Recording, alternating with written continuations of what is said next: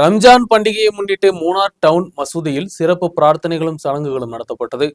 பிரார்த்தனைகளுக்கு தலைமை இமாம் ஆசிப் கான் அல்கௌசரி முன்னிலை வகித்தார். மூணார் மவுண்ட் கார்மல் தேவாலய பாதிரியார் வாழ்த்துக்களுடன் மூணார் மசூதிக்கு சென்றதும் மத ஒற்றுமையின் காட்சியாக மாறியது. உலகெங்கும் உள்ள இஸ்லாம் மத விசுவாசிகள் ரம்ஜான் பண்டிகை கொண்டாடி வருகின்றனர். 30 நாட்கள் நோன்பு காலத்தை கடந்த விசுவாசிகள் புத்தாடைகள் அணிந்தும் மகிழ்ச்சியை பங்கு வைத்தும் கொண்டாட்டங்களில் ஈடுபட்டனர். சிறிய பெருநாள் என்று அழைக்கப்படும் ரம்ஜான் கொண்டாட்டங்களின் பாகமாக மூணார் டவுன் மசூதியில் சிறப்பு சடங்குகளும் பிரார்த்தனைகளும் நடத்தப்பட்டது. பிரார்த்தனை சடங்குகளுக்கு தலைமை இமாம் ஆசிப் அல்கௌசரி காசிம் முன்னிலை வகித்தார்.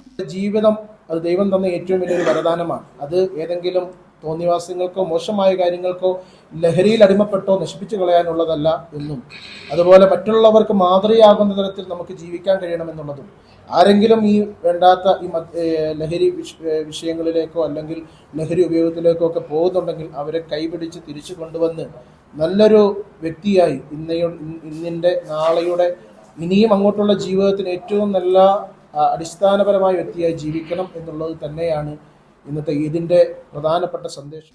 மூணார் மவுண்ட் கார்மல் தேவாலயத்தின் பாதிரியார் ரம்ஜான் வாழ்த்துக்கள் தெரிவித்து மூணார் டவுன் ஜுமா மஸ்ஜிദിல் വന്നത് മത ഒറ്റുമയിൻ കാഴ്ചയാக മാറിയത്. അവന്റെ വിഷമങ്ങളിൽ, അവന്റെ രോഗങ്ങളിൽ, അവന്റെ തകർച്ചകളിൽ, അവന്റെ ബുദ്ധിമുട്ടുകളിൽ ഇങ്ങനെ നെഞ്ചോട് ചേർത്ത് പിടിച്ച് മറ്റുള്ളവനെ രക്ഷിക്കുക, നമ്മൾ രക്ഷ അനുഭവിച്ചു ആ രക്ഷയിലേക്ക് മറ്റുള്ളവനെ കൂടെ ചേർത്തണയ്ക്കാനായിട്ട് ഈ സഹോദരങ്ങൾ കാണിക്കുന്ന ആ നല്ല പ്രവൃത്തി എല്ലാവർക്കും അനുകരണീയമാണ്, സ്വാഗതാർഹമാണ്.